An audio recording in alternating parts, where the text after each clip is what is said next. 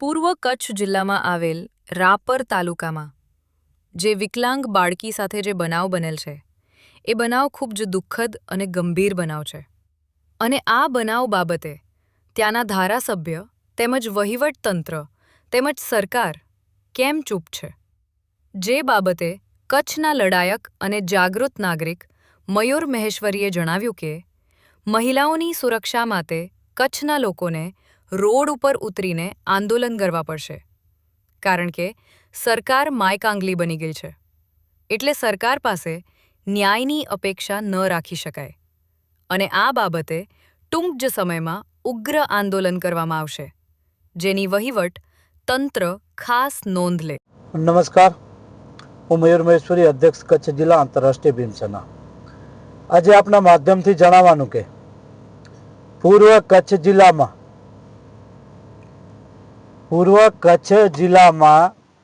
રાપર મધ્યે એક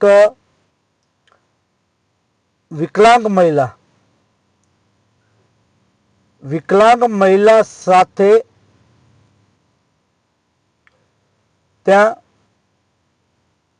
શારીરિક અડપલા બળાત્કાર થયેલ, જે બાબતે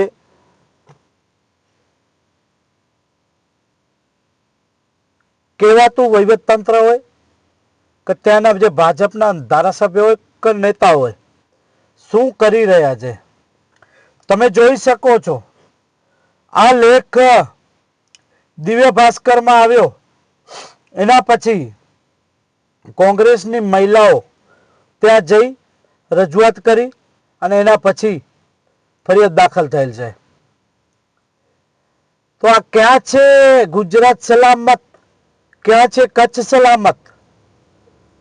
કચ્છમાં મોટી મોટી વાતો કરનારાઓ તેમજ ગુજરાત સરકાર જે વાતો કરે છે કે કચ્છમાં તેમજ ગુજરાતમાં મહિલાઓ સુરક્ષિત છે, તંબુરો સુરક્ષિત છે. આ જોઈ શકો છો, રાપરમાં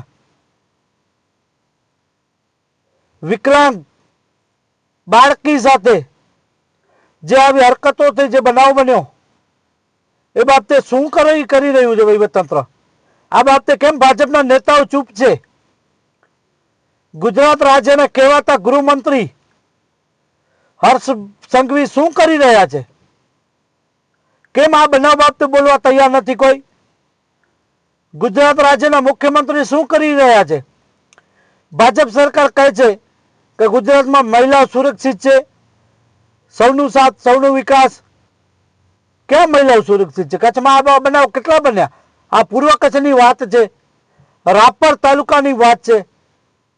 ત્યાંના ધારાસભ્ય શું કરી રહ્યા છે?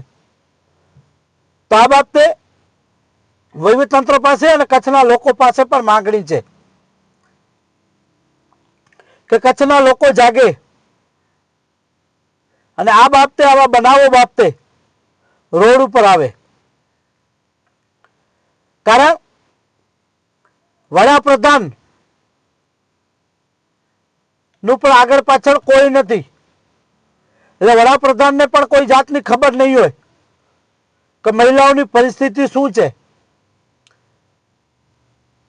એટલે આપણને રોડ ઉપર ઉતરવું પડશે ને, આંદોલન સિવાય બીજું કાંઈ આપણી પાસે બચ્યું નથી. આ સરકાર માયકાંગલી છે, આ સરકાર માયકાંગલી છે, એટલે માયકાંગલી છે એટલે કાંઈ પણ નહીં કરી શકે.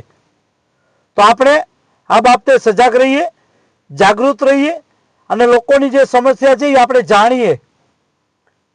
ને આપણને જે લાગે છે કે હવે કાયદો હાથમાં લેવું પડશે, કારણ કે આવા બનાવો બનતા હોય, સરકાર ચૂપ હોય, સરકારના નેતાઓ ચૂપ હોય, સરકારના ચૂંટાયેલા નેતાઓ પદાધિકારીઓ ચૂપ હોય, સરકારના દલાલો ચૂપ હોય, તો આપણને જ કંઈક કરવું પડશે.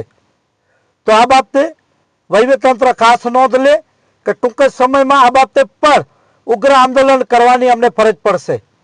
ફરજ એટલે જ પડશે કે સરકાર માયકાંગલી છે, વહીવટતંત્ર માયકાંગલું છે, એટલે અમને મજબૂર કરશે આવા આંદોલન કરવા માટે. એટલે અમને ન છૂટકે આવા કાર્યક્રમો દેવા પડશે. અને આ બાબતે આ જે બનાવ બન્યો છે રાપર મધ્યે, એની પણ તટસ્થ તપાસ થવી જોઈએ ને આ બેન દીકરીને યોગ્ય ન્યાય મળે એવી મારી સરકાર પાસે માંગણી છે, જેની સરકાર ખાસ ગંભીર નોંધ લે. જય હિન્દ, જય ભીમ.